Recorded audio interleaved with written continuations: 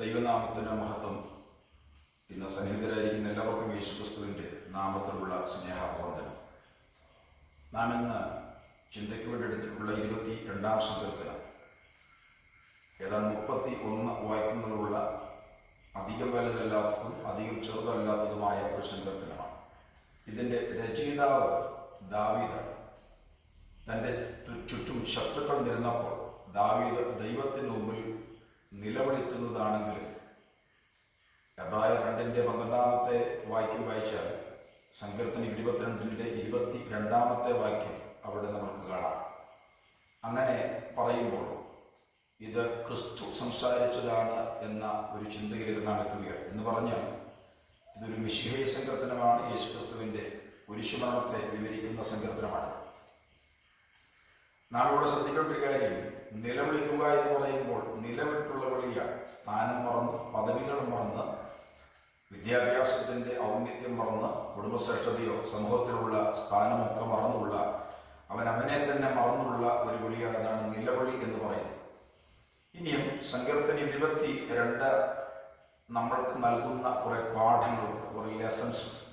അതിൽ ഓരോരുത്തരെയും പരീക്ഷണ ഘട്ടങ്ങളിൽ തെളിഞ്ഞു വരേണ്ട 7 പാഠങ്ങൾ ഈ സങ്കീർത്തനത്തിൽ കൂടി ദൈവം വെളിവാക്കുന്നുണ്ട്. ഒന്നാമത്തേത് ട്രസ്റ്റ് ഇൻ ഗോഡ് ആണ്. ഒരു പ്രശ്നമുണ്ടാകുമ്പോൾ ഒരു ദൈവത്തിൻ്റെ ഭക്തൻ ദൈവത്തിൽ ആശ്രയം വെക്കുക എന്നുള്ളതാണ്. പലപ്പോഴും കഴിയാത്ത ഒരു കാര്യമാണ്. പ്രതികൂലത്തിൻ്റെയും പ്രശ്നത്തിൻ്റെയും രോഗത്തിൻ്റെയോ ഒക്കെ അവസരങ്ങളിൽ അതുവരെ ആശ്രയം വെച്ചിരുന്ന ദൈവത്തിൽ വേണ്ടവണ്ണം പലർക്കും ആശ്രയം വെക്കുവാൻ കഴിയുന്നില്ല എന്നുള്ളത് ഒരു യാഥാർത്ഥ്യമാണ്. 2, സീക്കിംഗ് ഹിസ് കംഫർട്ട്. ദൈവത്തിൽ നിങ്ങൾക്ക് ആശ്വാസം തേടണം. അത് വളരെ വിശേഷപ്പെട്ട ഒരു കാര്യമാണ്. നമ്മുടെ എല്ലാ പ്രതിസന്ധിയുടെ നടുവിൽ സർവശക്തനായ നമ്മുടെ ദൈവത്തിൽ നമ്മൾ ആശ്വാസം തേടണം. നാം ദൈവത്തിൽ ആശ്വാസം കണ്ടെത്തണം. 3, ഹിസ് പ്രൊട്ടക്ഷൻ. ദൈവത്തിൻ്റെ സംരക്ഷണം ആ പ്രതിസന്ധിയുടെ നാടുകളിൽ ആണ് നാം അനുഭവിച്ചറിയേണ്ടത്. എന്ന് പറഞ്ഞാൽ നമ്മുടെ ദൈവം കഴിവില്ലാത്തൊരു ദൈവമല്ല. അദ്ദേഹം സംരക്ഷിക്കുന്ന ദൈവമാണ്, പ്രൊട്ടക്റ്റ് ചെയ്യുന്ന ദൈവമാണ്. തന്നെ കാത്തിരിക്കുന്നവരെ അദ്ദേഹം സഹായിക്കുന്ന, അവർക്ക് വേണ്ടി പ്രവർത്തിക്കുന്ന, അവരെ സംരക്ഷിക്കുന്ന ഒരു ദൈവമാണ് നമ്മുടെ ദൈവം. 4, പ്രൈസിംഗ് ഹിം. ദൈവത്തിനെ സ്തുതിക്കുക എന്നുള്ളതാണ്. പലപ്പോഴും നമ്മുടെ പ്രതിസന്ധിയുടെ വേളകളിൽ ദൈവത്തെ സ്തുതിക്കാൻ ഒക്കുമോ എന്ന ഒരു സംശയം നമ്മൾക്കുണ്ട്. പക്ഷേ ദാവീദിന്റെ സങ്കീർത്തനങ്ങളും മറ്റും നമ്മൾ പഠിച്ചാൽ തൻ്റെ പ്രയാസത്തിൻ്റെയും പ്രതികൂലത്തിൻ്റെയും ഒക്കെ നടുവിൽ ആണ് അദ്ദേഹം ദൈവത്തെ സ്തുതിക്കുന്നത്. അപ്പോൾ യഥാർത്ഥ ഒരു ദൈവഭക്തൻ എന്ന് പറയുമ്പോൾ എല്ലാ പ്രശ്നവും ഒതുങ്ങി ഒരു കുഴപ്പമില്ലാതെ ആരും എതിരായി നിൽക്കാതിരിക്കുന്ന കാലത്ത് ദൈവത്തെ സ്തുതിക്കുക എന്ന് പറയുന്നതല്ല, തൻ്റെ പ്രതിസന്ധിയുടെ വേളകളിൽ ദൈവത്തെ സ്തുതിക്കുക എന്നുള്ളതാണ്. 5, പെർസീവറൻസ് അല്ലെങ്കിൽ സ്ഥിരോത്സാഹം. പലപ്പോഴും ഒരു പ്രശ്നം വന്നാൽ കുറേയൊക്കെ ശ്രമിച്ചിട്ട് അതിന് രക്ഷപ്പെടാൻ കഴിയില്ല എന്ന് വെച്ച് ഇനിയും അങ്ങനെയൊക്കെ ആകട്ടെ എന്ന് പറഞ്ഞുകൊണ്ടിരിക്കുന്ന ഒരു രീതിയാണ്. പക്ഷേ നിങ്ങളുടെ കഴിവിൻ്റെ പരമാവധി നിങ്ങൾ ആ പ്രതിസന്ധിയിൽ നിന്ന് രക്ഷപ്പെടുവാൻ വേണ്ടി ഒരു ശ്രമം നടത്തുക, സ്ഥിരമായിട്ട് ഉത്സാഹിക്കുക. എനിക്ക് അറിയാവുന്ന ഒരു പെൺകുട്ടി, അവൾ ചങ്ങനാശ്ശേരിയിൽ ഒരു റബ്ബർ തോട്ടത്തിൽ കൂടെ സഞ്ചരിക്കുകയാണ്. വൈകിട്ട് ട്യൂഷൻ കഴിഞ്ഞ് വരുന്ന വഴിയാണ്. അവളെ ഒരു നായയിട്ട് ഓടിച്ചു. അവൾ ഭയന്ന് ഓടി. അവൾക്കറിയില്ലായിരുന്നു അവിടെ ഒരു പൊട്ടക്കിണറുണ്ടായിരുന്നു. ആ പൊട്ടക്കിണറിൽ വീണു. മഴ പെയ്യുന്ന സമയമാണ്. അവളതിൻ്റെ കൂടെ വെള്ളമുണ്ട്. അവിടെ കിടന്ന് ഒത്തിരി നേരം അലറുകയും ആൾക്കാരെ വിളിക്കുകയും ചെയ്തു. സാധാരണ ആൾക്കാരെ പോകാത്ത ഒരു അല്ലെങ്കിൽ ഒരു വഴിയില്ലാത്ത സ്ഥലമാണ്. എന്തായാലും പിറ്റേ ദിവസം രാവിലെ അതിലേ പോയ ഒരു സ്ത്രീ അവരെ ഒരു ഞരക്കം കേട്ട് നോക്കിയപ്പോൾ ആ പെൺകുട്ടി അവിടെ കിടക്കുന്നതുകൊണ്ട് ആൾക്കാരെ വിളിച്ചു കൂട്ടി അവളെ അതിൽ രക്ഷിച്ചു. അപ്പോൾ അവൾ അവിടെ കഴിവിൻ്റെ പരമാവധി ആ പ്രതിസന്ധിയിൽ രക്ഷപ്പെടുവാൻ ശ്രമം നടത്തിയെന്നുള്ളതാണ്. അപ്പോൾ ഇത് പലപ്പോഴും പലരുടെ ജീവിതത്തിൽ ഉണ്ടാകുന്നില്ല. ഇനി അങ്ങനെയാണോ, ഇനി രക്ഷപ്പെടാൻ വഴിയില്ലല്ലോ, അതുകൊണ്ട് ഞാൻ അങ്ങ് മരിച്ചേക്കാം എന്ന് പറയുന്ന ആ ഒരു സംവിധാനം ഒരിക്കലും ശരിയല്ല. ഇനിയും നാം ശ്രദ്ധിക്കേണ്ട 6ാമത്തെ കാര്യം വർഷിപ്പാണ്. ദൈവത്തിന് നമ്മുടെ പ്രതിസന്ധിയുടെ നാളുകളിൽ, പ്രശ്നത്തിൻ്റെ വേളകളിൽ, രോഗത്തിൻ്റെ കാഠിന്യത്തിൻ്റെ അവസരത്തിൽ നാം ദൈവത്തിന് ആരാധന അർപ്പിക്കുക എന്ന് പറയുന്നത് വളരെ വിശേഷപ്പെട്ട കാര്യം. ഒരു പ്രതികൂലവും ഒരു പ്രശ്നവും ഒന്നും വരത്തില്ലെന്ന് ഒരു ക്രിസ്ത്യാനിയെ കുറിച്ച് ദൈവത്തിൻ്റെ വചനം പറയുന്നില്ല. പ്രതികൂലവും പ്രശ്നവും ഒക്കെ ഉണ്ടാകാം, പക്ഷെ അതിന്റെ നടുവിലും യേശു ദൈവമാണെന്നും ആരാധനയ്ക്ക് യോഗ്യനാണെന്നുമുള്ള സുബോധം മനസ്സിൽ കയറിയിട്ട് അങ്ങനെ ദൈവത്തെ സ്തുതിക്കുന്ന ഒരു സംവിധാനം ഉണ്ടാകണം. ഏഴാമത്താണ് ഇവാഞ്ചലിസമാണ്. അല്ലെങ്കിൽ ഞാനത് മനസ്സിലാവുന്ന ഭാഷയെ പറയാം, ദൈവത്തെ കുറിച്ച് പറയുക. നിങ്ങളുടെ ജീവിതത്തിൽ കഴിഞ്ഞ നാളുകളിൽ ദൈവം ചെയ്ത പ്രവൃത്തികൾ, അല്ലെങ്കിൽ ദൈവത്തിന്റെ മഹാത്മ്യം, ദൈവത്തിന്റെ കഴിവ്, ദൈവത്തിന്റെ അതിമാനുഷികമായ പ്രവൃത്തിയുള്ള സംവിധാനം, അതൊക്കെ നിങ്ങളും ഞാനും ഒത്തിരി ആവർത്തി തിരിച്ചറിഞ്ഞിട്ടുള്ളവരാണ്. അത് നിങ്ങളുടെ പ്രതിസന്ധിയുടെ വേളകളിൽ നിങ്ങൾ ദൈവത്തിന്റെ നാമത്തെ ഉയർത്തി മറ്റുള്ളവരോട് പറയുവാൻ ഇവിടെ തുടങ്ങുന്ന ഒരു സംവിധാനം ഉണ്ടാകണം. ഇനിയും സങ്കീർത്തനം 22 യേശുവിന്റെ കുരിശുമരണത്തെ കുറിച്ച് BC 1000 ദാവീദ് പ്രവചന രൂപേണ എഴുതിയ, നിങ്ങളിതിന്റെ 22-ാം സങ്കീർത്തനത്തിന്റെ 14-ാമത്തെ വാക്യം, അതുപോലെ 16 മുതൽ 18 വരെയുള്ള വാക്യങ്ങൾ ഒക്കെ വായിച്ചാൽ അവിടെ യേശുവിന്റെ കുരിശീകരണ സമയത്ത് നടന്ന കാര്യങ്ങൾ കാണാം. അതായത് യേശുവിന്റെ അങ്കിക്കായിട്ട് അവർ ചീട്ടിടുന്നു, അതുപോലെ ഉള്ള കാര്യങ്ങളൊക്കെ അവിടെ വഴി പോകുന്നവർ തലകുലുക്കി കളിയാക്കുന്നു എന്നൊക്കെയുള്ള ഭാഗങ്ങൾ നമ്മൾക്ക് ഈ സങ്കീർത്തനത്തിൽ കാണാം. അപ്പോൾ 22-ാം സങ്കീർത്തനത്തിൽ അങ്ങനെയൊക്കെ എഴുതിയിട്ടുണ്ട് എന്ന് പറഞ്ഞതുകൊണ്ട് ആരാണ്ട് മനസ്സിലാക്കി നമുക്കങ്ങനെ ഒന്നും ചെയ്യണം എന്ന് പറഞ്ഞ് യേശുവിന്റെ അങ്കിക്കായിട്ട് അവർ ചീട്ടിട്ടതല്ല. മാത്രമല്ല, യേശുവിനെ വഴി പോകുന്ന തലയുളുക്കി നിന്ദിക്കുന്നുവെന്ന് എഴുതിയിട്ടുള്ളത് കൊണ്ട് നമുക്കും അങ്ങനെയൊക്കെ ഒന്ന് കാണിക്കാം എന്ന് പറഞ്ഞുകൊണ്ട് യേശുവിന്റെ കുരിശീകരണ വേളയിൽ അതിലെ പോയവരും അതിലെ സഞ്ചരിച്ചവരുമായ ആൾക്കാർ അങ്ങനെ തലകുലുക്കി യേശുവിനെ കളിയാക്കിയതല്ല. അപ്പോൾ നിങ്ങൾ മനസ്സിലാക്കണം, പ്രവചനം എന്ന് പറയുന്നത് വിശുദ്ധ ബൈബിൾ പറയുന്ന പ്രവചനം അത് നിറവേറുന്ന, അല്ലാതെ ഒരു രസത്തിന് വേണ്ടിയോ ഒരു കാര്യങ്ങൾ ഒന്ന് ശാന്തമാകുവാനോ ഒന്ന് രസിപ്പിക്കുവാനോ കുറെ നേരത്തേക്ക് ആൾക്കാരുടെ മനസ്സിലേക്ക് ഒരു സന്തോഷം ഒന്ന് എറിഞ്ഞു കൊടുക്കുവാനോ വേണ്ടി നടത്തുന്ന ഒരു കാര്യമല്ല വിശുദ്ധ ബൈബിൾ പറയുന്ന സത്യപ്രവചനം എന്ന് പറയുന്നത്. അതുകൊണ്ട് ദൈവത്തിന്റെ വചനം പറയുന്ന ആ സംവിധാനങ്ങൾ നിറവേറുന്ന വിശുദ്ധ ബൈബിളിന്റെ പ്രത്യേകത, വിശുദ്ധ ബൈബിൾ ഇവിടെയുള്ള മറ്റു മതഗ്രന്ഥങ്ങളെ പോലെ ഒരു ഗ്രന്ഥമായിട്ട് കാണുമ്പോൾ അങ്ങനെ ഒരു കാര്യമല്ല. അല്ലെങ്കിൽ ക്രിസ്ത്യാനികളുടെ വേദഗ്രന്ഥം എന്നുള്ളതല്ല വിശുദ്ധ ബൈബിൾ. ദൈവത്തിന്റെ വാക്കുകളാണ്, വേർഡ് ഓഫ് ഗോഡ് ആണ്. അതുപോലെ ദൈവത്തിന് ജനങ്ങളോട് സംവദിക്കാനുള്ള കാര്യമാണ്, നിറവേറുവാനുള്ള കാര്യങ്ങൾ മുൻകൂട്ടി പറയുന്നത്. അതുകൊണ്ട് ദൈവത്തിന്റെ വചനം എന്ന് പറയുന്നത് ആഗോള വ്യാപകമായിട്ടുള്ള സകല മനുഷ്യരുടെയും നിയമത്തിന്റെ പുസ്തകമാണ്. ഇനി സങ്കീർത്തനം 22-ന്റെ 1, 2, 6, 7 വാക്യങ്ങളൊക്കെ നമ്മൾ വായിച്ചാൽ നിന്ദയുടെ ഘട്ടങ്ങളാണ്. അതായത് കുരിശിൽ കിടക്കുന്ന യേശു അനുഭവിക്കേണ്ട ആ നിന്ദയുടെ ആ സംവിധാനങ്ങളെ കുറിച്ച് വളരെ വിശദമായിട്ട് പ്രഖ്യാപനം നടത്തുന്ന കാര്യമാണ്. അതായത് 1-ാമത്തെ വാക്യം തന്നെ അറിയാമല്ലോ, വളരെ നിലവിളിയുടെ ഒരു ഭാഗമായിട്ടാണ് നമ്മൾ കാണുന്നത്. ഞാൻ ആ ഭാഗത്തേക്ക് എത്തുകയാണ്. 22-ാമത്തെ സങ്കീർത്തനം 1-ാമത്തെ വാക്യം, എന്റെ ദൈവമേ, എന്റെ ദൈവമേ, നീ എന്നെ കൈവിട്ടതെന്ന്. ഇംഗ്ലീഷിൽ നൈവിൽ കൊടുത്തിരിക്കുന്ന ഭാഗം ഞാൻ വായിക്കാം. My God, Y have you forsaken me? ദൈവമേ, എന്താണ് എന്നെ നിലവിളിക്കുവാനുള്ള, എന്നെ നീ കൈവിടുവാനുള്ള കാരണമെന്താണ്? ഇത് ചരിത്രത്തിൽ ഏറ്റവും വലിയ മനോപീഡ സഹിച്ചുള്ള വിലാപമാണ് എന്നാണ് നമ്മൾ അറിയേണ്ടത്. അതായത് വിലാപങ്ങൾ നമുക്കറിയാം, പക്ഷെ ഏറ്റവും വലിയ മനോപീഡ സഹിച്ചുള്ള ചരിത്രത്തിലെ വിലാപമാണിത്.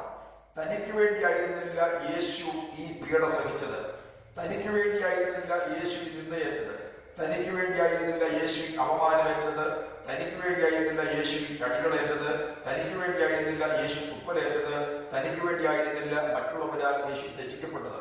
എന്തിനായിട്ടെന്നറിയാമോ?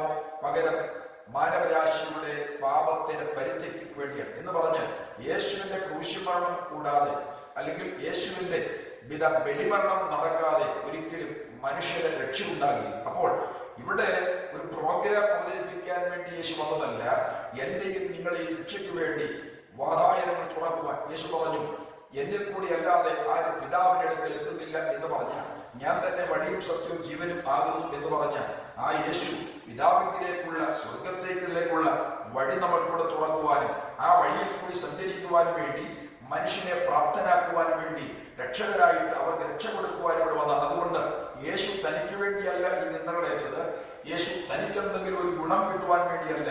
എന്നെ ശ്രദ്ധിക്കുന്ന പ്രിയപ്പെട്ടവർ മനസ്സിലാക്കുക, എനിക്കും നിങ്ങൾക്കും രക്ഷ തരുവാൻ വേണ്ടി ആണ് യേശു ക്രൂശിൽ ഈ സഹനങ്ങളെല്ലാം ശ്രമിച്ചത്.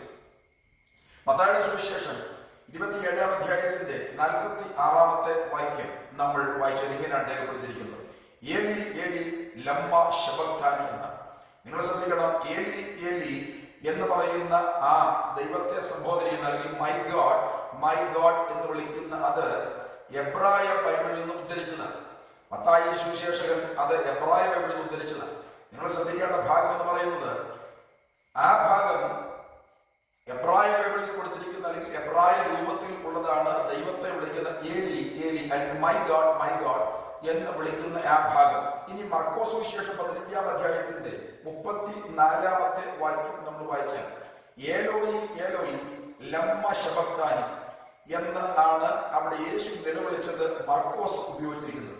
നിങ്ങൾ ശ്രദ്ധിക്കണം, അന്ന് പലസ്തീനിലുള്ള സംസാര ഭാഷ അല്ലെങ്കിൽ യേശു സംസാരിച്ച ഭാഷ അരാമിക് അല്ലെങ്കിൽ അരാമ്യ ഭാഷയിൽ, അതിന്റെ ഗലീലിയൻ അരാമിക് ഡയലക്ട് അല്ലെങ്കിൽ ഗലീലിയൻ അരാമിക്കിന്റെ ഉപഭാഷ അല്ലെങ്കിൽ ദേശഭാഷയാണ്. തന്നെ കേൾക്കുന്നവർക്കും വായിക്കുന്നവർക്കും മനസ്സിലാകുന്നതിന് വേണ്ടി യേശു ക്രിസ്തു ഇതാ തന്റെ മനോപീഠയിൽ ഉപയോഗിച്ചത് എന്ന് ആണ് നമ്മൾ കാര്യമായിട്ട് മനസ്സിലാക്കുന്നത്. അപ്പോൾ എന്നെ ശ്രദ്ധിക്കുന്നവർ മനസ്സിലാക്കുക, യേശു എന്തിനാണ് അത് ഉപയോഗിച്ചത്, അല്ലെങ്കിൽ അത് ഉപയോഗിക്കാതിരുന്നുകൊണ്ട് എന്താണ് പറ്റിയത് എന്നുള്ളത് നിങ്ങൾ ശ്രദ്ധിക്കണം. മത്തായിയിൽ ഉപയോഗിച്ചിരിക്കുന്ന ആ ഭാഗം നിങ്ങൾ ശ്രദ്ധിക്കണം. അവിടെ ഏലി ഏലീന, ഇനി ഏലോയി എന്ന പേരിന്റെ അർത്ഥം ലത്തീൻ, അതുപോലെ ഫ്രഞ്ച്, സ്പാനിഷ് തുടങ്ങിയ ഭാഷകളിൽ നിങ്ങൾ ശ്രദ്ധിച്ചാൽ ചോസൻ എന്നാണ്. എന്ന് പറഞ്ഞാൽ തിരഞ്ഞെടുക്കപ്പെട്ടവൻ അല്ലെങ്കിൽ പ്രത്യേകം വേർതിരിച്ച് നിർത്തിവെന്നാണ്. ഇന്ന് എന്റെ ശബ്ദം കേൾക്കുന്നവർ മനസ്സിലാക്കണം, യേശു എന്തോ ഒരു ബോധക്കേട് കൊണ്ടോ സ്വർഗത്തിൽ സ്ഥാനം കുറഞ്ഞതുകൊണ്ടോ തനിക്ക് പദവികൾ നഷ്ടമാകും എന്ന് പറയുന്ന ഒരു ചിന്തയിലേക്ക് എത്തിയത് കൊണ്ടോ യേശു ഭൂമിയിൽ വന്ന് മനുഷ്യന്റെ രക്ഷയ്ക്ക് വേണ്ടി എന്തൊക്കെയോ ചെയ്തു കളയാം എന്ന് പറഞ്ഞു വന്നതല്ല, തിരഞ്ഞെടുക്കപ്പെട്ടവരായി നിർത്തിയതാണ്. നിങ്ങളെ പ്രായലേഖനം വായിച്ചു നോക്കുമ്പോൾ നമ്മൾ വായിക്കുന്ന ഭാഗം അവിടെ ഇങ്ങനെയാണ്: നീ എനിക്ക് ഒരു ശരീരം തന്നിരിക്കുന്നു. ഇനിയും തിരഞ്ഞെടുത്ത് നിർത്തിയ അല്ലെങ്കിൽ പ്രത്യേക ഒരു പദ്ധതിക്ക് വേണ്ടി മാറ്റി നിർത്തിയ അല്ലെങ്കിൽ ചോസായിരിക്കുന്ന യേശുവാണ് നമ്മുടെ പാപത്തിന്റെ പരിത്യക്തിക്ക് വേണ്ടി കാൽവരിയിൽ മരിക്കുന്നത്. പഴയ നിയമം നിങ്ങൾ ശ്രദ്ധിക്കണം, അവിടെയാണ് ഇസ്രായേൽ മക്കളോട് അവർ മിസ്രയീമിൽ ആയിരുന്നപ്പോൾ മോശ വഴി ദൈവം പറഞ്ഞ അവരുടെ വിമോചനത്തിന് വേണ്ടി ഉള്ള പെസഹയുടെ സംവിധാനം പറയുമ്പോൾ പറഞ്ഞത്, ആബീബ് മാസം 10-ാം തീയതി നിങ്ങൾ ഒരു വയസ്സുള്ള ഊനമില്ലാത്ത ഒരു ആടിനെ നിങ്ങൾ വേർതിരിച്ച് നിർത്തണം, 14-ാം തീയതി വരെയും അതിനെ നിങ്ങൾ സൂക്ഷിക്കണം. അപ്പോൾ നിങ്ങൾ ശ്രദ്ധിക്കണം, അങ്ങനെ തിരഞ്ഞെടുത്ത് മാറ്റി നിർത്തിയ ഊനമില്ലാത്ത ആ കുഞ്ഞാടിന്റെ ചോര ഇവിടെ തളിക്കപ്പെടൽ കൊണ്ട് ആണ് ഇസ്രായേൽ മക്കൾ ഇസ്രായേലിൽ നിന്ന് സംഹാരദൂതന്റെ ആ സംഹാരത്തിൽ നിന്ന് രക്ഷപ്പെട്ടു പോരുന്നത്. അപ്പോൾ മനസ്സിലാക്കണം, ഇത് പഴയ നിയമത്തിൽ കൊടുത്തിരിക്കുന്ന ആ ഭാഗം നമ്മൾ കൊരിന്ത്യർ ലേഖനത്തിലേക്ക് ചെല്ലുമ്പോൾ അവിടെ കാണുന്നത് നമ്മുടെ പെസഹ കുഞ്ഞാട് അറുക്കപ്പെട്ടു, അത് ക്രിസ്തു തന്നെ. അപ്പോൾ ഓർക്കുക, യേശു തിരഞ്ഞെടുക്കപ്പെട്ടവനാണ്, ഒരു പ്രത്യേക ദൗത്യം ചെയ്യുവാൻ വേണ്ടി തിരഞ്ഞെടുക്കപ്പെട്ടവനാണ്. ഇനി ഏലോഹീം എന്നതിന്റെ ചുരുക്കരൂപം ആണ് ഏലോയി എന്ന് പറഞ്ഞാൽ അവിടുത്തെ ദേശഭാഷയുമായിട്ട് ബന്ധപ്പെട്ട് ഉള്ള സംവിധാനമാണ്. ഇനി ഏലോഹീം എന്നതിന്റെ അർത്ഥം സൃഷ്ടാവാം ദൈവം എന്നാണ്. നിങ്ങൾ മനസ്സിലാക്കണം, യേശു വിളിച്ചത് രക്ഷപ്പെടുവാൻ വേണ്ടി ഒരു നെഗോഷിയേഷൻ നടത്തുന്ന ഒരു സംവിധാനമല്ല. പലരും മരണസമയത്ത് നെഗോഷിയേഷൻ നടത്താറുണ്ട്. എന്ന് പറഞ്ഞാൽ ദൈവമേ, അല്ലെങ്കിൽ ഈശ്വര, അല്ലെങ്കിൽ പള്ളിയോടോ അമ്പലത്തോടോ അല്ലെങ്കിൽ മനുഷ്യരോടോ ഡോക്ടർമാരോടോ ഒക്കെ ഒരു അല്പസമയം കൂടെ ജീവൻ മുൻപോട്ട് പോകാൻ വേണ്ടി ഒരു നെഗോഷിയേഷൻ നടത്തുന്ന ഒരു സംവിധാനം നിങ്ങൾക്ക് ഡൈയിങ് പേഴ്സൺസ് അല്ലെങ്കിൽ മരണത്തിലേക്ക് വഴുതി വീണുകൊണ്ടിരിക്കുന്ന മനുഷ്യരുടെ ജീവിതത്തിൽ കാണാം. അതെല്ലാവരും നടക്കണമെന്നുള്ള ബന്ധമൊന്നുമില്ല. എന്നാൽ പലരുടെയും ജീവിതത്തിൽ അത് സംഭവിക്കുന്നത് ഒരു പക്ഷേ എന്റെ കേൾവിക്കാർ തന്നെ നോക്കുന്നത് കണ്ടു കാണാം. അപ്പോൾ ഓർക്കണം, യേശു നെഗോഷിയേഷൻ നടത്തുകയല്ല, പക്ഷേ യേശുവിടെ സൃഷ്ടാവും ദൈവത്തെ വിളിക്കുകയാണ്. യേശു ചോദിക്കുന്ന ചോദ്യം നിങ്ങൾ ശ്രദ്ധിക്കണം, യേശുവിനെ എന്തിനാണ് സൃഷ്ടാവും ദൈവം ഇങ്ങനെയാക്കിയത് അല്ലെങ്കിൽ യേശുവിനെ കൈവിട്ടത് എന്ന് ആണ് ഞാൻ പറഞ്ഞു വരുന്നത്. ഈ മത്തായി സുവിശേഷം 27-ാം അധ്യായം അതിന്റെ 47 മുതൽ 49 വരെയുള്ള വാക്യങ്ങൾ വായിച്ചാൽ യേശു മത്തായിയുടെ ഭാഗമാണ്. ശ്രദ്ധിക്കണം, അവിടെ മത്തായി രേഖപ്പെടുത്തി വെച്ചിരിക്കുന്നത് ഏലി ഏലി ലമ്മ ശബക്താനി. ഇനിയും അവിടെ നമ്മൾ മനസ്സിലാക്കേണ്ട ഭാഗം, യേശു ഏലി ഏലി എന്ന് വിളിച്ചപ്പോൾ കേട്ടുനിന്നവർ പറഞ്ഞത് യേശു ഏലിയാവെ വിളിക്കുന്നു എന്ന്. അത് പറയുവാൻ എന്താണ് കാരണം? നോക്കാം, ഏലിയാവെ രക്ഷിക്കാൻ വരുമോ എന്ന് നമുക്ക് നോക്കാം എന്നൊക്കെ കേൾവിക്കാർ പറഞ്ഞ ഭാഗം മത്തായി രേഖപ്പെടുത്തിയിട്ടുണ്ട്. ഞാൻ ആ വാക്യത്തോട് പറയാം. മത്തായി 27 47 മുതൽ 49 വരെയുള്ള ഭാഗങ്ങൾ.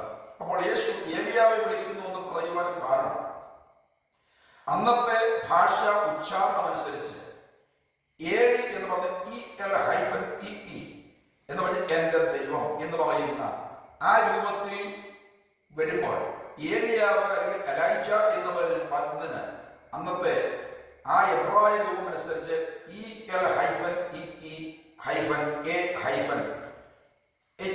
എന്ന് പറഞ്ഞ ഏലിയാഹു എന്ന് പറയുന്ന അത് ഏലി എന്ന് നീട്ടി വിളിക്കുമ്പോൾ ഇത് തമ്മിൽ തെറ്റുവാൻ വേണ്ടി സാധ്യത വളരെയാണ്.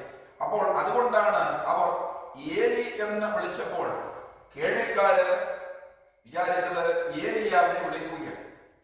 ഇനിയും ശബക്താനി എന്ന ആ വാക്ക് എബ്രായ ഭാഷയുള്ളതല്ല, അത് അരാമിക്. ഇനിയും നസബ്ദാനി എന്ന് പറയുന്നതാണ് ശരിയായിട്ടുള്ള അവിടെ വരുന്ന എബ്രായ പദം. അപ്പോൾ ഓർക്കുക, യേശു ക്രിസ്തു ക്രൂശിൽ കിടന്ന് ഇത് പറയുമ്പോൾ നമ്മൾ യേശുവിന്റെ 7 മൊഴികളെ കുറിച്ച് ചിന്തിക്കണം. അതാണ് ലൂക്കോസ് സുവിശേഷം 23-ാം അധ്യായത്തിന്റെ 34-ാമത്തെ വാക്യം. പിതാവേ, ഇവർ ചെയ്യുന്നത് ഇന്നതെന്ന് അറിയാകിയാൽ ഇവരോട് ക്ഷമിക്കണമേ. തന്നെ അതുവരെ ഉപദ്രവിച്ച് മൃഗീയമായി ഉപദ്രവിച്ച് യേശുവിനെ 39 അടികൾ ചാട്ടവാറ് വെച്ച് ചമ്മട്ടി വെച്ച് അടിച്ച അവർ അടിച്ചല്ലോ. മാത്രമല്ല യേശുവിന്റെ തലയിൽ മുൾക്കിരീടം അടിച്ചുറക്കി, യേശുവിനെ യഹൂദന്മാർ രാജാവ് എന്ന് പറഞ്ഞ് കളിയാക്കി, അതുപോലെ യേശുവിനെ വഴിനീളം തല്ലി യേശുവിനെ നിന്ദിച്ചു. ഇതൊക്കെ സംഭവിച്ചപ്പോൾ യേശു വാശി തീർത്ത്, പിതാവേ, അവരോട് അവരുടെ കുറ്റം ക്ഷമിക്കരുത്, ഞാൻ ദൈവമാണെന്ന് അവർക്ക് മനസ്സിലാക്കാൻ കഴിഞ്ഞില്ല, അതുകൊണ്ട് യഹൂദന്മാരിലും അതുപോലെ റോമൻ പടയാളികളുമുള്ള അവരെ ആരും നീ വെറുതെ വിടരുത് എന്നല്ല യേശു പറഞ്ഞത്. പിതാവിനോട് പറയുകയാണ്, പിതാവേ, ഇവർ ചെയ്യുന്നത് എന്താണെന്ന് അവർക്കറിയില്ല, ആരോടാണ് ചെയ്യുന്നറിയില്ല, ഞാൻ ആരാണെന്ന് അവർക്ക് മനസ്സിലായില്ല. എന്നെ തല്ലുന്നവന് ഉൾപ്പെടെ, എന്നെ ഉപദ്രവിക്കുന്നവന് ഉൾപ്പെടെ, എന്നെ നിന്ദിക്കുന്നവന് ഉൾപ്പെടെ പാപത്തിന് പരിത്യക്തിക്ക് വേണ്ടി മരിക്കുവാൻ വേണ്ടി ജീവൻ ഹോമിക്കുവാൻ വേണ്ടി വന്ന അവരുടെ മിശിഹായാണ് ഞാനെന്ന് അവർക്ക് മനസ്സിലാവുന്നില്ല. അതുകൊണ്ട് അവരുടെ അറിവുകളിൽ അവർ കാണിക്കുന്നത് അവരോട് ക്ഷമിക്കണമേ എന്ന് പിതാവിനോട് നിലവിളിക്കുന്ന ഭാഗം. നിങ്ങൾ അപ്പോസ്തല പ്രവൃത്തിയിലേക്ക് ചെന്നാൽ അവിടെ സ്തേഫാനോസ് കല്ലേറ് കൊള്ളുന്ന അവസരത്തിൽ അദ്ദേഹം ദൈവത്തോട് പ്രാർത്ഥിച്ച ഒരു കാര്യമുണ്ട്. യേശുവേ, ഇവരുടെ പാപം ഇവരിൽ നിർത്തരുത്. എവിടെ നിന്നാണ് അദ്ദേഹം അത് മനസ്സിലാക്കിയത്? തന്റെ ഗുരുനാഥനായ, തന്റെ ആത്മരക്ഷകരായ, തന്റെ ഫോർമണ്ടറായ, തന്റെ മുന്നോടിയായി പോകുന്ന ആ യേശുവിന്റെ വാക്കുകളുടെ ഒരു ഭാഗമാണ് ഇത് മരണാസനായി നിൽക്കുന്ന കല്ലേറ് കൊള്ളുന്ന സ്തേഫാനോസ് വിളിച്ചു പറയുന്നത്. അപ്പോൾ ഇതിന്റെ ശബ്ദം കേൾക്കുന്നവരോട് പറയാം, പലപ്പോഴും നമ്മൾ വാശി പല്ല് തീർക്കുവാൻ ശ്രമിക്കുന്നവരാണ്. നമ്മളെ ഒരാൾ ഒരു കാര്യം ചെയ്താൽ നമ്മളത് പ്രാർത്ഥന വഴിയോ അല്ലെങ്കിൽ നമ്മൾ ആരാധന എന്ന പേരിലോ ഒക്കെ ആ വാശി തീർക്കാൻ വേണ്ടി അവരുടെ നേരെ ചാട്ടുള്ളി പ്രയോഗം നടത്തുന്ന ഒരു സംവിധാനം പലപ്പോഴും നമ്മുടെ ഇടയിൽ കാണാറുണ്ട്. പക്ഷേ ദൈവത്തിന്റെ വചനം അങ്ങനെയല്ല പറയുന്നത്. ഇങ്ങോട്ട് വരുന്ന അതേ രീതിയിൽ അതേ നാണയത്തിൽ തിരിച്ചടിക്കുന്ന ഒരു പദ്ധതിയല്ല ക്രിസ്തീയത എന്ന് പറയുന്നത്. ഇനി ലൂക്കോസ് സുവിശേഷം 23-ാം അധ്യായം 43-ാമത്തെ വാക്യം. ഇന്ന് നീ എന്നോട് പർദീസയിലിരിക്കും. യേശുവിന്റെ സമീപത്ത് കിടന്നിരുന്ന 2 കള്ളന്മാർ, 2 പുരുഷൻ, ഒന്ന് ദത്തേസും ഒന്ന് ദൈമേത്യോസുമാണ്. ഈ 2 കള്ളന്മാരിൽ ഒരാൾ നിന്ദിച്ചു, യേശുവേ, നീ ദൈവോക്തനാന്നല്ലേ പറഞ്ഞത്, എങ്കിൽ ഒരു കാര്യം ചെയ്യും, നീ ആദ്യം ക്രൂശിൽ നിന്ന് ഇറങ്ങി താഴോട്ട് നിൽക്കുക, എന്നിട്ട് ഞങ്ങളെ കൊണ്ട് രക്ഷിക്കാം, എങ്കിൽ നീ ദൈവോക്തനാണെന്ന് ഞങ്ങൾ വിശ്വസിക്കാം. ഇത് അവൻ മാത്രമല്ല, അവിടെ കൂടി ജനങ്ങൾ പലരും പറഞ്ഞതാണ്, നീ ദൈവോക്തനാന്നല്ലേ പറഞ്ഞത്, അതുകൊണ്ടൊരു കാര്യം ചെയ്യും, നീ ആദ്യം ക്രൂശിൽ ഇറങ്ങി വാ, എങ്കിൽ ഞങ്ങൾ നീ ദൈവോക്തനാന്ന് വിശ്വസിക്കാം. എന്റെ ശബ്ദം കേൾക്കുന്നതോടെ ഞാൻ പറയാം, യേശു ദൈവമായിരിക്കെ യേശുവിനെ ക്രൂശിൽ നിന്ന് ഇറങ്ങി വരാമായിരുന്നു. പക്ഷേ യേശു വരാതിരുന്ന എന്തിനാണെന്നറിയാമോ? ഈ പ്രസംഗിക്കുന്ന എന്റെ ഉൾപ്പെടെ രക്ഷയുടെ വാതിൽ അടഞ്ഞു പോകാതിരിക്കാൻ വേണ്ടിയാണ് യേശു ക്രൂശിൽ നിന്ന് ഇറങ്ങി വരാഞ്ഞത് എന്ന് മനസ്സിലാക്കണം. അല്ലാതെ യേശുവിന്റെ കഴിവുകേട് കൊണ്ട് യേശു ഇറങ്ങി വരാഞ്ഞതാണ് എന്ന് വിചാരിക്കരുത്. അപ്പോൾ ക്രൂശിൽ തന്റെ ഇരുഭാഗത്തും കുരിശിക്കപ്പെട്ടിരിക്കുന്ന കള്ളന്മാർ ഒരുത്തനും അതേപോലെ തന്നെ അവർ നിന്ദിച്ച പരുവത്തിൽ തന്നെ അദ്ദേഹം നിന്ദിച്ചു. എന്നാൽ ഇടത്തെയാണോ വലത്തേതാണോ നമുക്കറിയില്ല. ഒരു കള്ളൻ പറഞ്ഞു, സ്നേഹിത, നാം ചെയ്തതിന് അടുത്ത ഉള്ള ശിക്ഷ അനുഭവിക്കുന്നു, ഇവനോ അറിയാതെ ശിക്ഷിക്കപ്പെടുകയാണ്. എന്നിട്ട് യേശുവിനോട് പറയുകയാണ്, യേശുവേ, നീ രാജ്യത്വം പ്രാപിച്ചു വരുമ്പോൾ എന്നെ ഓർത്തുകൊള്ളണമേ. ഞാൻ നിങ്ങളോട് ഈ കാര്യം പറയാം, അവൻ കള്ളനാണ്, അവൻ അധർമ്മിയാണ്, പക്ഷേ യേശു ആരാണെന്നുള്ള ചിത്രം അവന് മനസ്സിലായി. എന്റെ ശബ്ദം കേൾക്കുന്ന പ്രിയപ്പെട്ടവരോട് ഞാൻ പറയാം, പലപ്പോഴും നമ്മൾ യേശുവിന്റെ പിന്നാലെ സഞ്ചരിക്കും സ്വന്തമാണെന്നും യേശുവിന്റെ വകയാണെന്നും യേശുവിന്റെ മക്കളാണെന്നും ഒക്കെ നമ്മളെ സ്വയം അഭിമാനിക്കുമ്പോഴും പലപ്പോഴും നമ്മുടെ ദൈവം ആരാണെന്നോ അദ്ദേഹത്തിന്റെ പ്രാധാന്യമോ അദ്ദേഹത്തിനുള്ള ബഹുമാന്യതയോ പലപ്പോഴും നമ്മൾക്ക് മനസ്സിലാക്കാൻ കഴിയുന്നില്ല. അപ്പോൾ തൽപരകക്ഷികൾ പറയുന്നത് ഇടത്ത് ഭാഗത്തെ കുരിശിൽ കിടന്ന കള്ളനായിരുന്നു. ഞാൻ പലരോടും പറഞ്ഞിട്ടുണ്ട്, എന്റെ കയ്യിൽ വീഡിയോ ഇല്ല, അതുകൊണ്ട് അല്ലെങ്കിൽ സ്റ്റിൽ ഫോട്ടോയും ഇല്ല, അതുകൊണ്ട് ഇടത്താണോ വലത്താണോ കിടന്ന് ഈ കള്ളൻ പറഞ്ഞത് വ്യക്തമല്ല. അതിന് വേണ്ടിയാണ് കുരിശ് വരയ്ക്കുന്ന രൂപം നിങ്ങൾക്കറിയാമായിരിക്കുക. 3 വിരൽ കൂട്ടിപ്പിടിച്ച്, അതായത് തൃത്വത്തിന്റെ നാമത്തിൽ കൂട്ടിപ്പിടിച്ച് നെറ്റിക്ക് കുത്തിയിട്ട് നെഞ്ചത്തോട്ട് വന്നിട്ട് ഇടത്തോട്ട് പോയിട്ട് വലത്തോട്ടൊരു ഓട്ടമാണ്. അതിനെ അവർ പറഞ്ഞ വ്യാഖ്യാനം സ്വർഗത്തിന് വിഷയാതമ്പര് പാപികളായ നമ്മളെ തേടി പാരടത്തിൽ ഇറങ്ങി വന്ന് ഇടത്തുള്ളവരെ നമ്മൾ വലത്താക്കിയത്. ഞാൻ പിന്നെ കെങ്കേമ വ്യാഖ്യാനം എന്താ താഴത്തേക്കാരൻ വ്യാഖ്യാനം പറയാൻ ഞാൻ പണ്ടെന്ന് ചോദിച്ചിട്ടുണ്ട്. എന്താ നരകത്തിൽ കൊണ്ടുപോയത്? നിങ്ങൾ ശ്രദ്ധിക്കണം, ആരും വ്യാഖ്യാനം പറയട്ടെ, ഇത് റോമാക്കാരുടെ കുലമരമാണ് കുരിശ്. യേശുവിനെ കുരിശിന്റെ കുരിശ് അല്ല, 13 തരം കുരിശുണ്ട്. മാത്രമല്ല യേശുവിനെ അല്ല ആദ്യമായിട്ട് ഇതാ കുരിശിൽ അവിടെ തൂക്കിയിരിക്കുന്നത്. 100 കണക്കിന് ആൾക്കാരെ കുരിശുകാരായി കൊന്നിട്ടുള്ള സ്ഥലമാണ് ഗൊൽഗോഥ കുന്ന്. അപ്പോൾ മനസ്സിലാക്കണം, ഈ കുരിശിന് വ്യാഖ്യാനം പറയുവാനും വേണ്ടി എന്താണ് പദ്ധതി. അപ്പോൾ ഓർക്കണം, അക്ഷരീയമായ ഈ കുരിശ് എന്ന് പറയുന്നത് യേശു ചുമന്നതാണ്. അതുകൊണ്ട് ഇത് റോമാക്കാരുടെ കഴിമരമാണ്. ഇതിന് പ്രത്യേകിച്ച് അതിന്റെ വ്യാഖ്യാനം ഒന്നും പറയണ്ട. പക്ഷേ തന്നോട് തന്റെ മുമ്പിൽ അനുദപിച്ച ആ കള്ളനോട് യേശു പറഞ്ഞൊരു കാര്യമുണ്ട്, നീ ഇന്ന് എന്റെ കൂടെ പർദീസയിലിരിക്കും. എന്നോട് വല്ലതും പറഞ്ഞിട്ടുണ്ട്. യേശു ക്രിസ്തു അവനോട് അന്ന് പർദീസയിലിരിക്കുമെന്ന് പറഞ്ഞു. അതുകൊണ്ട് കള്ളൻ സ്നാനപ്പെടാതെയാണ് സ്വർഗത്തിൽ പോയത്. അതുകൊണ്ട് ഞങ്ങളും സ്നാനപ്പെട്ടില്ലെങ്കിലും കള്ളൻ സ്നാനപ്പെട്ടാൽ ഞാൻ സ്നാനപ്പെടാം. ഞാനിതിന് മറുപടി പറഞ്ഞിട്ടുള്ളത് ഇങ്ങനെയാണ്, നിങ്ങൾ കള്ളനാണ് സ്നാനപ്പെടേണ്ട. രണ്ടാമത്തെ കാര്യം, കള്ളനെ സ്നാനപ്പെടുത്താൻ ഒക്കില്ല, ഇതിന് ബുദ്ധിമുട്ടാണ്. കാര്യം അവനെ ക്രൂശ് ആണി വെച്ചടിച്ചിരിക്കുകയാണ്. അല്ലെങ്കിൽ സ്നാനപ്പെടുത്തെങ്കിൽ ക്രൂശോടെടുത്ത് നോക്കണം. 3, നിങ്ങൾ ക്രൂശിൽ കിടക്കുക, നിങ്ങൾ സ്നാനപ്പെടേണ്ട. 4, കള്ളന് സ്നാനപ്പെടേണ്ട കാര്യമില്ല. അതിന്റെ കാര്യം യേശുവിന്റെ കുരിശുമരണം വരെയും പഴയ നിയമമാണ്. അപ്പോൾ യേശുവിന്റെ കുരിശുമരണത്തിന് ശേഷമാണ് പുതിയ നിയമം. അപ്പോൾ കള്ളൻ ക്രൂശിൽ കിടന്നിട്ട് സ്നാനപ്പെട്ടില്ല എന്ന് പറഞ്ഞുകൊണ്ട് കള്ളന്റെ പിന്നാലെ സഞ്ചരിക്കുവാനില്ല. വിശുദ്ധ ബൈബിൾ തുറന്നു നിൽക്കുകയല്ലേ.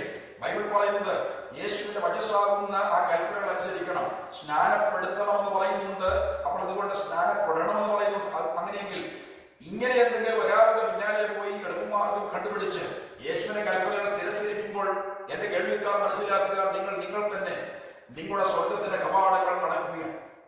ഇനി ക്രൂശിലെ 3ാമത്തെ വഴി, സ്ത്രീയെ ഇതാ നിന്റെ മകൻ, യോഹന്നാനെ ഇതാ നിന്റെ അമ്മ. യോഹന്നാന്റെ സുവിശേഷം 19-ാം അധ്യായത്തിന്റെ 26-ാമത്തെ വാക്യമാണ്. നിങ്ങൾ ശ്രദ്ധിക്കണം, യേശു കുരിശിൽ കിടക്കുന്ന അവസരത്തിൽ യേശുവിന്റെ അമ്മയായ മറിയം അവിടെയുണ്ട്, തന്റെ അരുമശിഷ്യനായ യോഹന്നാൻ അവിടെയുണ്ട്.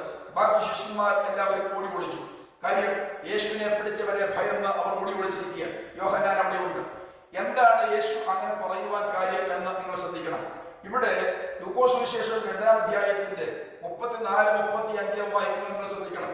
അവിടെയാണ് ശിമ്യോൻ എന്ന് പറയുന്ന ഒരു മനുഷ്യൻ, പരിശുദ്ധാത്മാവ് ഉണ്ടായിരുന്ന ഇസ്രായേലിന്റെ ആശ്വാസത്തിനെ കാത്തിരുന്ന വൃദ്ധനായിരിക്കുന്ന ആ മനുഷ്യൻ യേശുവിനെ അമ്മയപ്പന്മാർ പഴയ ദൈവത്തിന്റെ സിദ്ധാന്തമനുസരിച്ച് ദൈവത്തിന് അർപ്പിക്കുവാനും ഒരു പ്രാവിനെയോ പ്രാവിൻ കുഞ്ഞിനെയോ ദൈവത്തിന് ഇത് അർപ്പിക്കുവാനും കൊണ്ടുവന്നപ്പോൾ യേശുവിനെ കരങ്ങളിലെടുത്ത് ഇപ്പോൾ നാഥ തിരുവചനം പോലെ എന്നെ വിട്ടയക്കുമാറാകണം എന്ന് പറഞ്ഞ ആ കാര്യമൊക്കെ താൻ പറഞ്ഞിട്ട് ഒടുവിൽ അമ്മയായി മറിയോട് പറയുന്ന ഭാഗമാണ് ലൂക്കോസ് സുവിശേഷം 2-ാം അധ്യായത്തിന്റെ 34-35. അതിൽ 35-ാമത്തെ വാക്യത്തിൽ വായിക്കുന്നത്, നിന്റെ പ്രാണനിൽ കൂടി ഒരു വാൾ കടക്കുമെന്നാണ്. പലരും കണ്ടുപിടിച്ചിരിക്കുന്ന കാര്യം മറിയയുടെ പാൽ യേശു നുകർന്നിട്ടില്ലെന്നാണ്. പക്ഷെ വിശുദ്ധ ബൈബിൾ മറിയയുടെ പാൽ യേശു നുകർന്നു എന്നാണ് പഠിപ്പിക്കുന്നത്.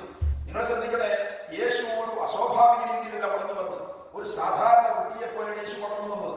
അങ്ങനെയുള്ള യേശു മറിയുടെ പാൽ കുടിക്കണമെന്നുള്ള സ്വാഭാവികമാണ്. കാര്യം മറിയുടെ പാൽ കുടിച്ചാൽ പാപിയായി പോകുമെന്നാണ് പലരെയും കണ്ടുപിടുത്തം. പക്ഷെ എന്റെ ശബ്ദം കേൾക്കുമ്പോൾ മനസ്സിലാക്കുക, മറിയുടെ പാൽ കുടിച്ചാൽ പാപിയാകും എന്ന് നിങ്ങൾ വിശ്വസിക്കുന്നുവെങ്കിൽ യേശു ഭൂമിയിൽ 33 വർഷമുള്ളപ്പോൾ യേശു ഒന്നും കഴിക്കാതെ 33 വർഷവും പൂർണ്ണ ഉപവാസമായിരുന്നു.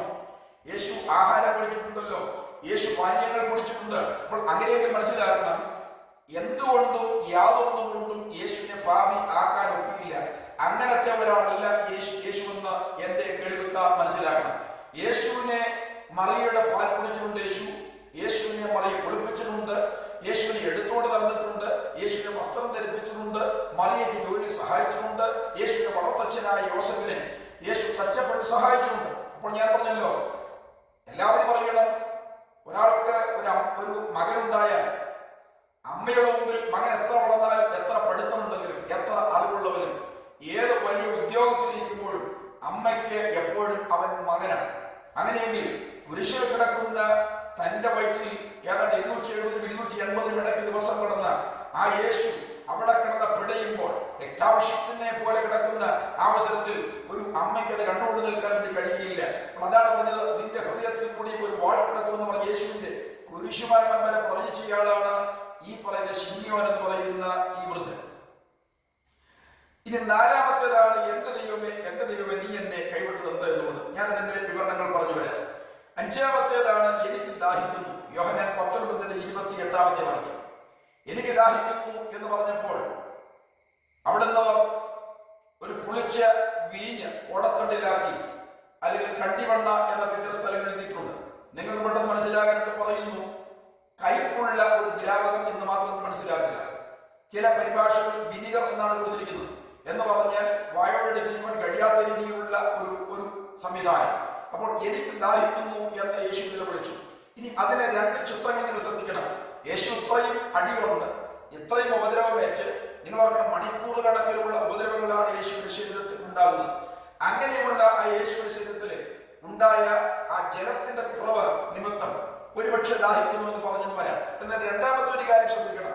യേശുവിന്റെ ദാഹം അത് മാത്രമല്ല, മനുഷ്യൻ തന്റെ അടുക്കലേക്ക് വരിക എന്ന് പറയുന്ന മനുഷ്യനെ പാപത്തിന്റെ ആ വലിയ ധാരാള കഷ്ടത്തിൽ രക്ഷിക്കുവാനുള്ള ആ പ്രത്യേക ദാഹവും ഒക്കെയാണ് ഇവിടെ രണ്ടാമത്തെ ചിത്രം എന്ന് പറയുന്നത്. ഇനിയും ആറാമത്തേത് യേശുവിന്റെ കുരിശിലെ മൊഴി എന്ന് പറയുന്ന സകലവും നിവൃത്തിയായി. യോഹന്നാൻ 19:30 ഇറ്റ് ഈസ് ഫിനിഷ്ഡ്, അല്ലെങ്കിൽ ടെസ്റ്റലസ്റ്റായി എന്ന് പറയുന്ന ഒരു കാര്യം. സകലവും നിവൃത്തിയായി എന്ന് പറഞ്ഞാൽ എല്ലാം നിവൃത്തിയായെന്നല്ല. പേര് പറയാതെ ഞാൻ പറയാം. മധ്യകാലങ്ങളിൽ ചില വർഷങ്ങൾക്ക് മുൻപ് അവിടെ കത്തോലിക്കയിൽ നിന്ന് പെന്തക്കോസ്തിൽ വന്നു. പിന്നെ പെന്തക്കോസ്തിൽ നിന്ന് വേറെ രീതിയിലേക്ക് മാറിയ ഒരാൾ ഒരു യോഗം നടത്തുമായിരുന്നു. ഇപ്പോൾ തിരിച്ചു പുള്ളി കത്തോലിക്കയിൽ പോയി, പേര് ഞാൻ പറയുന്നില്ല. അദ്ദേഹം പറഞ്ഞൊരു കാര്യമാണ്, അദ്ദേഹത്തിന്റെ പ്രമാണമാണ് നിവർത്തിയ സകലവും നിവർത്തിയായി, ഇറ്റ് ഈസ് ഫിനിഷ്ഡ്, അതുകൊണ്ട് ഉപവസിക്കണ്ട. ഞാൻ ചോദിച്ചു, സകലവും നിവർത്തിയായെന്ന് പറഞ്ഞ് ഉപവസിക്കേണ്ട എന്ന് മാത്രമാണോ? പിന്നെന്തിനാ യോഗം നടത്തുന്നത്? പിന്നെന്തിനാ പാട്ട് പാടുന്നത്? പിന്നെന്തിനാ പ്രസംഗിക്കുന്നത്? അപ്പോൾ നിങ്ങൾ ശ്രദ്ധിക്കണം, സകലവും നിവർത്തിയായി എന്ന് പറയുന്നത് ഇങ്ങനത്തെ കുറെ വെട്ടിത്തരം പറയുവാൻ വേണ്ടിയല്ല. യേശുവിന്റെ കുരിശുമരണത്തിൽ സംഭവിക്കേണ്ട കാര്യങ്ങളെ കുറിച്ച് അന്നുവരെയും പടിനിമത്തിലെ പ്രവാചകന്മാർ വഴി ദൈവം പറഞ്ഞിട്ടുള്ള സകല പ്രവചനങ്ങളും നിവർത്തിയായെന്നാണ് ഈ പറഞ്ഞതിന്റെ അർത്ഥം. അല്ലാതെ ഇനിയും ഒന്നും നടക്കാനില്ല, എല്ലാ കെട്ടും പാട്ടും മടങ്ങിക്കൂ എന്ന് പറയുന്ന ആ ഒരു രീതിയല്ല. എന്തെല്ലാം കാര്യങ്ങൾ നടക്കാനിരിക്കുന്നു, മനുഷ്യവെടുത്ത് നടക്കാനിരിക്കുന്ന യേശുവിന്റെ വരവ് സംഭവിക്കണം. അതുപോലെ സ്തോത്രം, ഇനി അനന്തര ഭാവിയിൽ നടക്കുന്ന യുദ്ധങ്ങൾ, ഇതെല്ലാം സംഭവിക്കണം. അപ്പോൾ എല്ലാം നിവൃത്തിയായെന്ന് പറയുമ്പോൾ മനസ്സിലാക്കണം, മുഴുവൻ ചരിത്രവും അവസാനിച്ചു എന്നല്ല. യേശുവിന്റെ കുരിശുമരണത്തിൽ സംഭവിക്കേണ്ട കാര്യങ്ങളെ കുറിച്ച് അതുവരെയുമുള്ള ആ പ്രാവചനിക സംവിധാനങ്ങൾ നിറവേറി എന്നാണ് യേശു പറഞ്ഞത്. ഇനി ഏഴാമത്തെ, പിതാവേ എന്റെ ആത്മാവിനെ തൃക്കൈയിൽ ഏൽപ്പിക്കുന്നു. ലൂക്കോസ് വിശേഷം 22-ാം അധ്യായം 23-ാം അധ്യായത്തിന് 46-ാമത്തെ വാക്യം. അതായത് യേശു എന്ന് പറയുമ്പോൾ നിങ്ങൾ മനസ്സിലാക്കണം, ഒരു യഹൂദബാലൻ അവൻ രാത്രിയിൽ ഉറങ്ങുവാൻ വേണ്ടി പോകുമ്പോൾ അവൻ പ്രാർത്ഥിക്കുന്ന ഒരു പ്രാർത്ഥനാ വാചകമാണ്, പിതാവേ എന്റെ ആത്മാവിനെ തൃക്കൈയിൽ ഏൽപ്പിക്കുന്നു. അപ്പോൾ ഓർക്കണം, ഉറക്കത്തെ കുറിച്ച് അറിയാവുന്നവർക്കറിയാം, ഉറങ്ങിക്കഴിഞ്ഞാൽ എന്താണ് സംഭവിക്കുക എന്നറിയില്ല, എന്തൊക്കെയാണ് നടക്കുന്നത് ആർക്കും അറിയില്ല. അപ്പോൾ അങ്ങനെയുള്ള നമ്മുടെ ബോധമനസ്സ് ഓഫായിട്ട് നമ്മുടെ ഉപബോധ മനസ്സ് അല്ലെങ്കിൽ സെമി കോൺഷ്യസ് മൈൻഡ് അല്ലെങ്കിൽ സബ് കോൺഷ്യസ് മൈൻഡ് ഉണർന്നിരിക്കുന്ന സമയമാണ്. എന്തൊക്കെയാണ് ആ സമയത്ത് നടക്കുക എന്ന് നോർമലായിട്ട് നമുക്ക് മനസ്സിലാക്കാൻ കഴിയില്ല. അപ്പോൾ ഓർക്കണം, ഇത് മനസ്സിലാക്കിയിട്ട് ഒരു ഭൂതകാലം പ്രാർത്ഥിക്കുന്ന പ്രാർത്ഥന ശ്രദ്ധിക്കണം. എന്താണ് സംഭവിക്കാൻ പോകുന്നത് രാത്രി അറിയില്ല, ഉറക്കത്തിൽ അറിയില്ല. അതുകൊണ്ട് പിതാവേ എന്റെ ആത്മാവിനെ തൃക്കൈയിൽ ഏൽപ്പിക്കുന്നു. യേശു ഇതുപോലെ യേശു പറയുകയാണ്, പിതാവേ എന്റെ ആത്മാവിനെ തൃക്കൈയിൽ ഏൽപ്പിക്കുന്നു. നമ്മുടെ ചിന്തയുടെ പ്രമേയമായ എന്റെ ദൈവമേ നീ എന്നെ കൈവിടുന്നത് എന്ന് പറയുന്ന ആ ഭാഗത്തേക്ക് ഞാൻ എത്തുകയാണ്. അതായത് എന്റെ ദൈവമേ എന്ന് യേശു 2 പ്രാവശ്യം വിളിക്കുന്നതിന്റെ അർത്ഥം തന്റെ ആവശ്യം വളരെ വലിയതാണ്, താൻ അത്യധികം പീഡയിൽ കൂടി കടന്നു പോകുന്നു എന്നൊക്കെയാണ് അവിടുത്തെ അർത്ഥം. ഞാൻ പറഞ്ഞ് മനസ്സിലായെന്നാണ് എന്റെ വിചാരം. അതായത് എന്റെ ദൈവമേ എന്നുള്ള ആ പദവിന്യാസം 2 ആവർത്തി യേശു പറയുന്നതിന്റെ അർത്ഥം എന്റെ ആവശ്യം വളരെ വലുതാണ്, അത്യന്താപേക്ഷിതമായ ഒരു ഘട്ടത്തിലാണ് ഞാൻ, വളരെയധികം പീഡയിൽ കൂടിയാണ് ഞാൻ ഇപ്പോൾ പോകുന്നത് എന്നർത്ഥം. നാം വളരെയധികം ഒറ്റിക്കൊടുക്കപ്പെട്ടു എന്ന് തോന്നുമ്പോൾ അല്ലെങ്കിൽ നമുക്ക് ഫീൽ ചെയ്യുമ്പോൾ അത് യേശുവിനെ നന്നായിട്ട് മനസ്സിലാകും. കാരണം പൂർണ്ണമായി ഉള്ള കൈയൊഴിയൽ അല്ലെങ്കിൽ അബാൻഡൻമെന്റ് യേശു അനുഭവിച്ചത് എവിടുന്ന്? താൻ സ്വന്തത്തിലേക്ക് വന്നു, സ്വന്തക്കാരോ അവനെ കൈക്കൊണ്ടില്ല എന്ന് യോഹന്നാന്റെ സുവിശേഷം 1-11 വായിക്കുമ്പോൾ താൻ വന്നത് യഹൂദരുടെ ഇടയിലേക്കാണ് വന്നത്. ആദ്യം മാനവരാജ കക്ഷിക്ക് വേണ്ടിയാണ് വന്നത്. പക്ഷേ മിശിഹായെ നോക്കി പാർത്തിരുന്ന് അവർ തങ്ങളുടെ മിശിഹായെ തള്ളിക്കളഞ്ഞു, യേശുവിനെ പൂർണ്ണമായിട്ട് കൈയൊഴിഞ്ഞു. യേശുവിനെ എതിരെ എന്തെല്ലാം ചെയ്യാമോ അതെല്ലാം അവർ കാണിച്ചു. മതത്തിന്റെ നേതാക്കന്മാരെ കൂടി സംഘടിച്ചു കാര്യങ്ങളെല്ലാം ചെയ്തു. ജനനായകന്മാർ കൂടി യേശുവിനെ എതിർത്തു. മാത്രമല്ല എല്ലാവരും യേശുവിനെ കൈയൊഴിയുന്നൊരു അവസരം.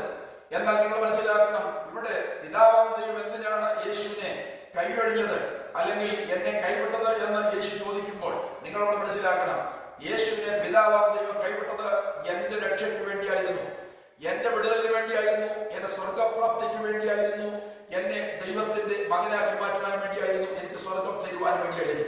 ആ ഒരു ചിന്തയിലേക്ക് നമ്മൾ വരുമ്പോൾ യേശുവിനെ എന്തിനാണ് കൈവിട്ടത് എന്ന് നമ്മൾക്ക് മനസ്സിലാകും. അങ്ങനെയുള്ളപ്പോൾ നിങ്ങളുടെ കാര്യം മനസ്സിലാക്കണം, നിങ്ങൾ ചെറിയ പീഡയിൽ കൂടിയോ ചെറിയ കൈവഴിയിൽ കൂടിയോ ചെറിയ ഒച്ചിക്കൊടുക്കൽ കൂടിയോ ഒക്കെ നിങ്ങൾ പോകുമ്പോൾ നിങ്ങൾ മനസ്സിലാക്കണം, നിങ്ങളുടെ ആ പ്രതിസന്ധികൾ, നിങ്ങളുടെ ആ വേദനകൾ, നിങ്ങളുടെ ആ ദുഃഖങ്ങൾ, നിങ്ങളുടെ ആ പ്രയാസങ്ങൾ ആരോട് പങ്കുവെക്കുവാൻ കഴിയാത്ത ആ വലിയ കാര്യം മനസ്സിലാക്കുവാൻ യേശുവിന് കഴിയും എന്ന് ഇന്ന് എന്റെ ശബ്ദങ്ങൾക്ക് പ്രിയപ്പെട്ടവർ മനസ്സിലാക്കണം. അതുകൊണ്ട് നിങ്ങൾ ഏത് പ്രശ്നമാകട്ടെ, നിങ്ങൾ ഏത് പ്രതികൂലമാകട്ടെ, ഏത് ആപൽഘട്ടത്തിൽ കൂടി നിങ്ങൾ പോകുവാകട്ടെ, നിങ്ങൾ ഏത് വലിയ പ്രതിസന്ധിയിലോ ഏത് വലിയ രോഗത്തിൽ കൂടി നിങ്ങൾ പോകുമ്പോഴും നിങ്ങളെ നന്നായിട്ട് അറിയുന്ന ഒരു യേശുവാണ് എന്റെ യേശു എന്ന് ഇന്ന് നിങ്ങൾ തിരിച്ചറിയുക. പത്രോസിന്റെ 1-ാമത്തെ ലേഖനം 11-ാമത്തെ വാക്യം നമ്മൾ വായിക്കുന്നത് ഇങ്ങനെയാണ്. 1-11 വാക്യം, അവരിലുള്ള ക്രിസ്തുവിൻ ആത്മാവ് ക്രിസ്തുവിന് വരേണ്ട കഷ്ടങ്ങളെയും പിൻവരുന്ന മഹിമകളെയും മുൻകൂട്ടി സാക്ഷീകരിച്ചപ്പോൾ സൂചിപ്പിച്ച സമയമോ ഏതോ എങ്ങനെയോ എന്ന പ്രവാചകന്മാർ ആരാഞ്ഞു നോക്കി. അപ്പോൾ ഓർക്കണം, യേശുവിന് ഉണ്ടാവേണ്ട കഷ്ടം അത് പ്രവാചകന്മാർ മുൻകൂട്ടി രേഖപ്പെടുത്തി എന്ന് അല്ലെങ്കിൽ പറഞ്ഞുവെന്ന് ഇവിടെ പത്രോസ് രേഖപ്പെടുത്തി വെച്ചിരിക്കുന്നു. നിങ്ങൾ മനസ്സിലാക്കണം, അല്ലാതെ അബദ്ധത്തിൽ യേശു ചാടി കുരിശേ കയറിയതല്ല. പേരെനിക്ക് പറയാൻ അറിയാമെങ്കിലും ഞാനിത് എല്ലാവരും കേൾക്കുന്നൊരു യോഗമായി ഒരു പ്രസംഗമായതുകൊണ്ട് പേര് പറയുന്നില്ല. കോട്ടയത്ത് ചില വർഷങ്ങൾക്ക് മുൻപ് ഒരാൾ പ്രസംഗിച്ചതാണ്, യേശുവിന് പറ്റിയ ഏറ്റവും വലിയ അബദ്ധമാണ് കുരിശുമരണം. ഞാൻ പറഞ്ഞു, അദ്ദേഹത്തിന് പറ്റിയ ഏറ്റവും വലിയ അബദ്ധമാണ് ആ പ്രസംഗം. നിങ്ങൾ മനസ്സിലാക്കണം, അബദ്ധം പറ്റി യേശു കുരിശേ കയറിയതല്ല.